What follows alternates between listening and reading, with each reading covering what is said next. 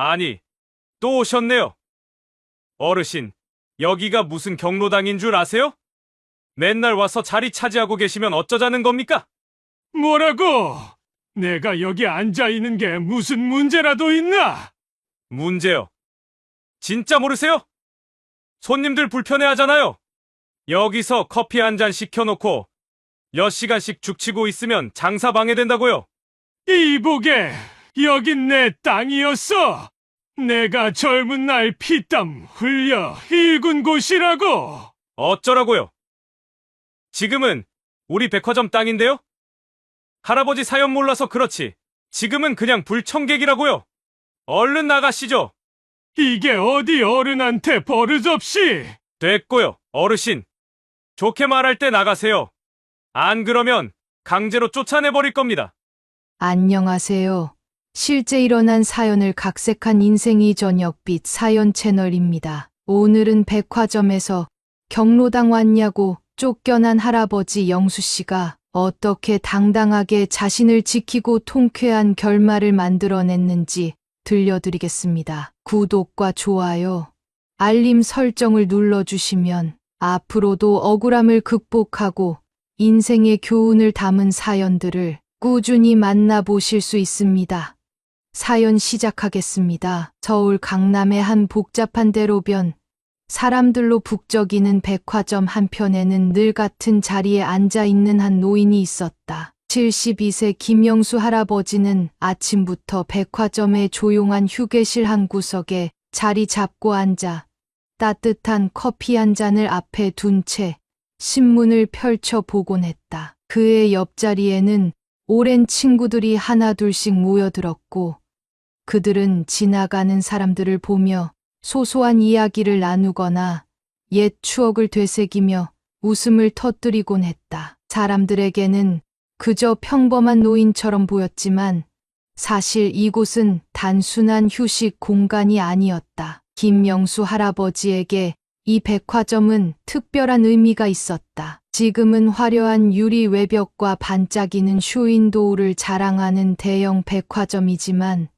오래전 이 땅은 김영수 할아버지가 청춘을 바쳐 일군 사업의 터전이었다. 젊은 시절 그는 건설업으로 성공을 거두었고 이 자리에는 그가 직접 설계하고 지은 작은 상가, 건물이 있었다. 상인들이 모여 장사를 하던 그곳은 정감 넘치는 공간이었고 사람들로 활기가 넘쳤다. 그러나 사업이 점점 어려워지면서 그는 결국 이 소중한 땅을 대기업에 넘길 수밖에 없었고 그때부터 이곳은 그의 손을 떠나 거대한 백화점으로 변해버렸다. 비록 땅을 잃었지만 그는 이곳을 떠나지 않았다. 어쩌면 단순한 미련 때문이었을지도 모른다. 오랜 세월이 지나도 그는 여전히 백화점을 찾아와 익숙한 자리에 앉았고 친구들과 함께 시간을 보내며 지난 날을 회상하곤 했다. 직원들도 그를 별로 신경 쓰지 않았다. 오랜 시간 이곳을 드나들었기에 누구도 그가 불편한 존재라고 생각하지 않았다. 하지만 그의 편안한 일상은 어느 날 갑자기 깨져버렸다. 그날도 김영수 할아버지는 평소처럼 백화점 2층 휴게실로 향했다. 따뜻한 햇살이 유리창을 통해 들어와 공간을 환하게 밝혔고 쇼핑을 마친 손님들이 하나둘씩 주변에 앉아 쉬고 있었다. 할아버지는 언제나처럼 창가 자리에 자리를 잡고 앉아 천천히 커피를 한 모금 마셨다. 그러나 그 평온함은 한 젊은 직원의 불쾌한 목소리에 의해 순식간에 깨졌다. 아저씨, 돈 없는 사람은 여기 앉아 계시는 곳이 아니에요.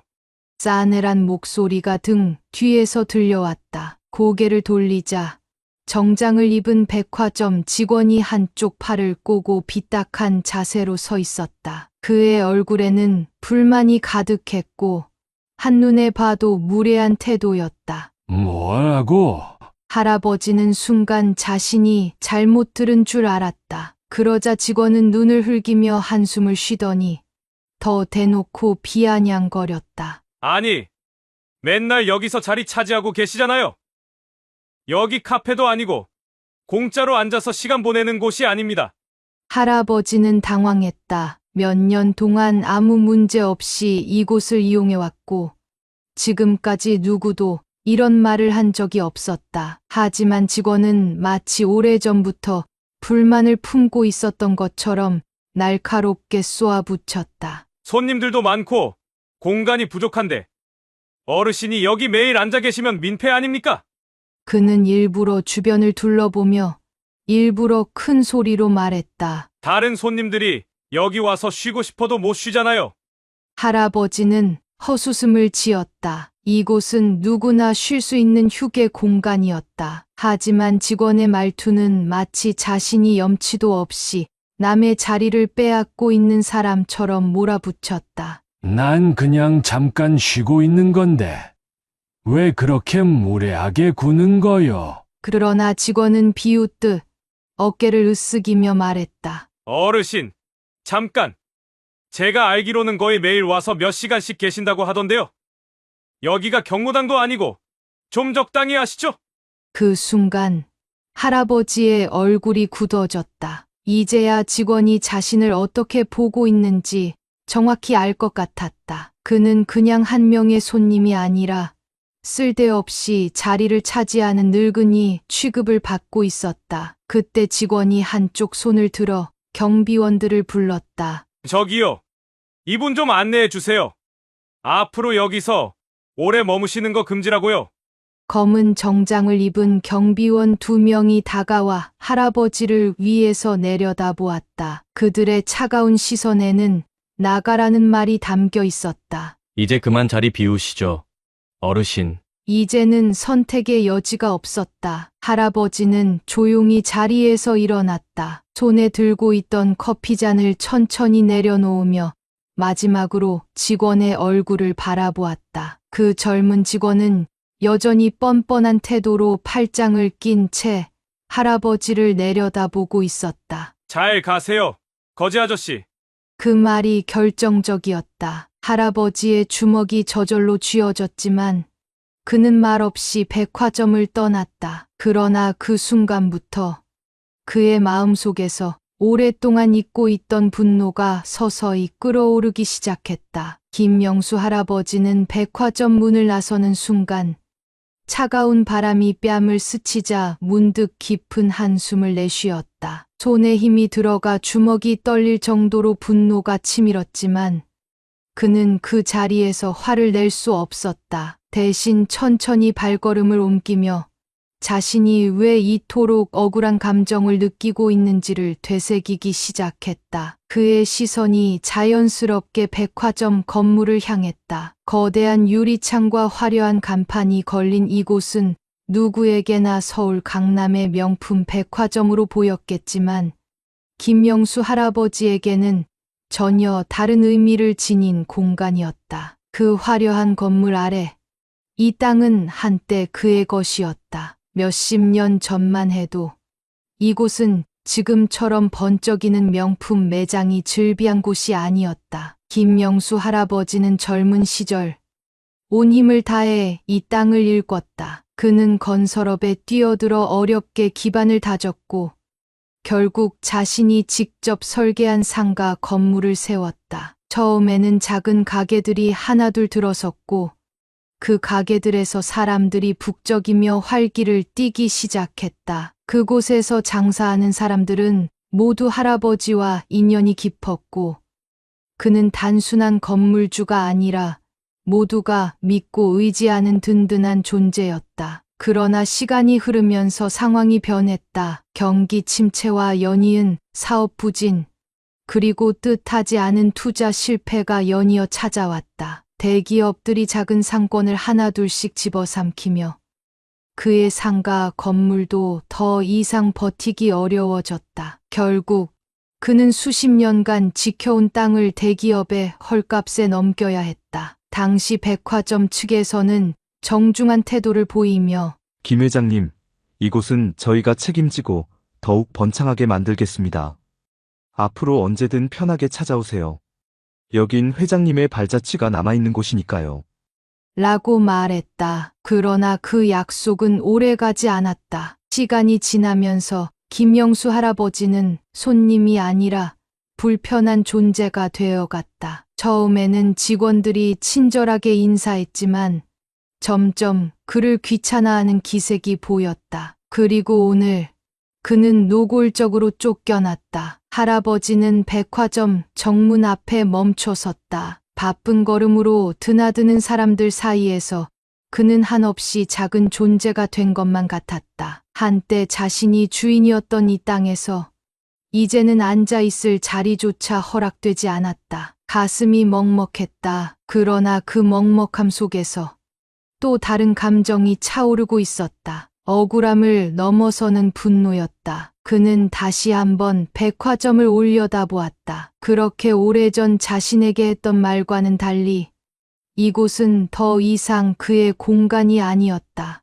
오히려 자신을 철저히 배척하고 무시하는 공간으로 변해 있었다. 할아버지는 그 자리에서 조용히 속삭였다. 내가 이곳을 어떻게 만들었는데 이제 와서 날 내쫓는다고? 그 순간 그는 결심했다. 빼앗긴 땅을 되찾을 순 없더라도 그들에게 반드시 대가를 치르게 만들겠다고. 김영수 할아버지는 그날 이후 밤잠을 설쳤다. 분노와 억울함이 가슴 깊이 맺혀 쉽게 가라앉지 않았다. 그러나 그는 감정에만 휘둘리지 않았다. 오랜 세월 사업을 하며 터득한 경험이 있었다. 상대가 거대 기업이라 할지라도 약점이 없는 법은 없었다. 그저 아무도 들춰보지 않을 뿐. 할아버지는 몇십 년 동안 쌓아온 인맥을 떠올렸다. 건설업을 하며 만난 변호사, 공무원, 언론계 친구들, 그리고 자신처럼 대기업에 밀려난 상인들까지 그는 한 명 한 명에게 연락을 돌렸다. 오랜만이네. 나 좀 도와줄 수 있겠나? 처음에는 모두 의아해했다. 평소 온화하던 김영수 할아버지가 무언가를 파헤치겠다고 하니 다들 놀라지 않을 수 없었다. 그러나 사연을 들은 이들은 하나같이 분노했다. 그렇게 사람 무시하는 곳이라면 반드시 혼쭐을 내야지요. 가장 먼저 움직인 것은 변호사 친구였다. 그는 할아버지에게 조용히 조언했다. 기업은 보통 두 가지 약점이 있습니다. 하나는 돈, 그리고 또 하나는 법. 백화점이 법을 어긴 부분을 찾아야 해요. 할아버지는 며칠 동안 친구들과 함께 자료를 수집하기 시작했다. 백화점 내부에서 일했던 직원들, 퇴직자들을 하나둘 만나며 이야기를 들었다. 뜻밖에도 내부에서 백화점의 운영 방식에 불만을 가진 이들이 많았다. 어떤 이들은 부당하게 해고되었고, 어떤 이들은 정당한 임금을 받지 못했다고 했다. 월급에서 이유 없이 공제된 돈이 많았어요. 퇴직금을 제대로 정산 안 해줬어요. 매출 조작도 있었다는 소문이 돌았어요. 점점 수상한 점들이 보이기 시작했다. 할아버지는 이 모든 정보를 변호사에게 넘겼고, 변호사는 본격적으로 법적 문제를 분석했다. 그와 동시에 공무원으로 일했던 친구가 나섰다. 그는 세무 관련 정보를 조사하며 중대한 사실을 찾아냈다. 김 회장, 이 백화점 세금 탈루를 했어. 백화점은 일부 매장의 수익을 축소 신고하고 있었고, 불법 임대 계약을 맺어 법을 위반하고 있었다. 또한 직원들의 근무 시간을 조작해 고용법을 어긴 정황도 발견되었다. 이제 퍼즐이 맞춰지기 시작했다. 할아버지는 결정적인 한 수를 던졌다. 이걸 언론에 제보하세? 그의 옛 친구 중에는 기자도 있었다. 할아버지는 백화점의 비리 자료를 정리해 기자에게 넘겼고, 며칠 후 주요 신문과 뉴스에 커다란 제목이 걸렸다. 강남 대형 백화점 세금 탈루 및 불법 운영 의혹. 사건이 언론에 보도된 후 백화점은 순식간에 거대한 소용돌이에 휘말렸다. 처음에는 백화점 측도 그저 작은 해프닝 정도로 여겼다. 어디선가 불만을 품은 사람들이 헛소문을 퍼뜨리는 것일 뿐이라며 대수롭지 않게 넘기려 했다. 그러나 그들의 예상은 완전히 빗나갔다. 신문 일면에는 굵은 글씨로 기사 제목이 박혔다. 강남 대형 백화점 세금 탈루 및 불법 운영 의혹 경찰 조사 착수. 기사에는 구체적인 정황이 적나라하게 드러나 있었다. 직원들의 부당해고, 세금 조작, 불법 임대, 계약 등 온갖 비리가 밝혀졌고, 이에 대한 피해자들의 증언까지 담겨 있었다. 백화점은 손님들에게만 고급스럽게 보일 뿐, 안에서는 직원들을 쥐어짜며 운영됐어요. 제대로 된 급여를 받은 적이 없어요. 퇴직금을 못 받은 동료가 많아요. 나도 해고당할까 봐 말을 못하고 있었죠. 그뿐만이 아니었다. 백화점이 일부 납품업체들에게 불공정한 계약을 강요했다는 사실까지 드러났다. 대형 백화점이라는 힘을 이용해 무리한 수수료를 요구했어요. 못 버티는 업체들은 결국 떠났죠. 하루가 다르게 기사들이 쏟아졌다. TV 뉴스에서도 이 사건을 집중적으로 다루기 시작했다. 기자들은 백화점 앞을 찾아가 고객들에게 의견을 물었고, 백화점 내부 직원들을 인터뷰했다. 그리고 마침내 분노한 시민들이 행동에 나섰다. 이런 백화점에서 쇼핑할 이유가 없습니다.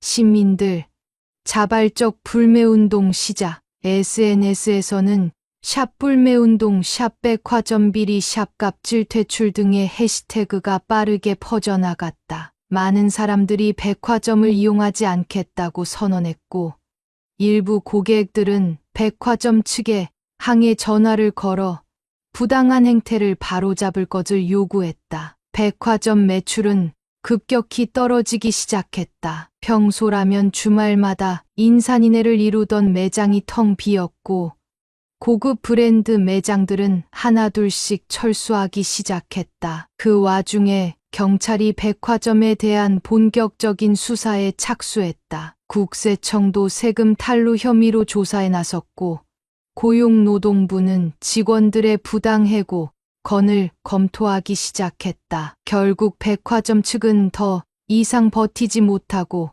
공식 발표를 내놓았다. 현재 논란이 되고 있는 사안에 대해 깊이 유감스럽게 생각하며 내부 점검을 위해 당분간 영업을 중단합니다. 그러나 그것은 단순한 영업 중단이 아니었다. 계속되는 조사와 거센 비판 속에서 백화점은 회생할 수 없었고, 결국 정식 폐업을 선언할 수밖에 없었다. 그날 김영수 할아버지는 조용히 백화점 앞을 찾았다. 한때 번쩍이던 간판은 철거 중이었고, 매장 내부는 텅 비어 있었다. 백화점이 공식적으로 폐업한다는 소식이 전해진 날, 김영수 할아버지는 오랜 친구들과 함께 천천히 그곳을 찾아갔다. 아직도 백화점 앞에는 임시 휴업이라는 팻말이 붙어 있었지만 누구나 알고 있었다. 이곳이 다시 문을 여는 일은 없을 것이라는 걸. 건물 외벽에는 철거 작업이 시작된 흔적이 보였고, 한때 화려하게 장식되었던 간판은 반쯤 내려져 너덜너덜한 모습이었다. 주차장도 텅 비어 있었고, 백화점 출입문 근처에는 직원들이 흩어진 짐을 정리하고 있었다. 한때 사람들로 북적이던 이 거대한 건물이 이제는 버려진 유령처럼 조용했다. 할아버지는 친구들과 함께 백화점 정문 근처의 벤치에 앉았다. 공원에서 사온 따뜻한 차를 한 모금씩 마시며 천천히 눈앞의 광경을 음미했다. 김 회장, 정말 끝났구먼. 친구 중 한 명이 빙긋이 웃으며 말했다. 그는 며칠 전까지도 설마 저 큰 백화점이 문을 닫겠냐며 반신반의했지만 이제 그 현실을 눈으로 직접 확인하고 있었다. 할아버지는 조용히 차를 마시며 씁쓸하면서도 시원한 기분을 음미했다. 이곳은 한때 그의 땅이었고 그의 사업이 번창했던 자리였다. 그러나 그 땅을 빼앗기고 자신이 쫓겨난 뒤 이 백화점은 자신을 불편한 존재로 취급했다. 그렇게 오랜 세월을 견디며 참고 또 참아왔지만 결국 세상은 돌고 돌아 그들에게 대가를 치르게 만들었다. 세상 일이 참 묘하지 않나. 할아버지는 커피잔을 흔들며 조용히 말했다. 힘이 있으면 다 가질 수 있을 것처럼 구는 놈들이 꼭 끝은 이렇더라. 그의 말에 친구들이 킥킥 웃으며 맞장구 쳤다. 그러게. 그때 그 직원놈도 지금쯤 어쩌고 있을까? 그거야 뭐 자기 살길 찾느라 정신 없겠지. 한 친구가 고개를 저으며 한숨을 쉬었다. 그때 우리 보고 경로당 차리셨어요? 라고 비아냥대던 그놈. 그 자리에 우리가 아니라 VIP 손님들이 앉아 있었으면 가만히 있었을까? 할아버지는 피식 웃으며 마지막 한 모금을 마셨다. 결국 사람을 무시한 놈들이 먼저 무너지는 법이지. 그의 말에 친구들은 박수를 치며 통쾌한 웃음을 터뜨렸다. 몇 달 동안 쌓여있던 응어리가 풀리는 순간이었다. 그들은 오래된 친구들처럼 한때 이곳을 함께 누비던 젊은 시절을 떠올리며 한참을 이야기 나누었다. 백화점은 사라졌지만 그들은 여전히 그 자리에 남아 있었다. 그리고 그들이 함께 나누는 웃음은 마치 승리의 축배처럼 더없이 달고 후련한 것이었다. 그때 낯익은 얼굴이 시야에 들어왔다. 예전 그를 여기가 경로당이냐고 비아냥대며 쫓아냈던 직원이었다. 그러나 그때와 달리 그의 표정에는 여유도 비웃음도 없었다. 잔뜩 굳은 얼굴로 종이 상자를 하나 들고 허겁지겁 백화점에서 나오는 모습이 마치 쫓겨나는 사람 같았다. 김명수 할아버지는 그 장면을 보고 피식 웃었다. 그리고 옆에 있던 친구들에게 손짓했다. 저기 좀 봐라. 경로당 왔냐던 그 친구. 이제 자기 갈 곳 찾느라 바쁘네. 친구들이 하나둘씩 고개를 돌려 그 직원을 바라봤다. 그리고 순간 그들은 동시에 터져 나오는 웃음을 참지 못했다. 어이구 젊은 양반. 경로당은 우리만 가는 줄 알았지. 이제 본인이 갈 차례인가 보네. 그러게 사람 가려가면서 대접해야지. 이거 참 꼴이 우습구먼.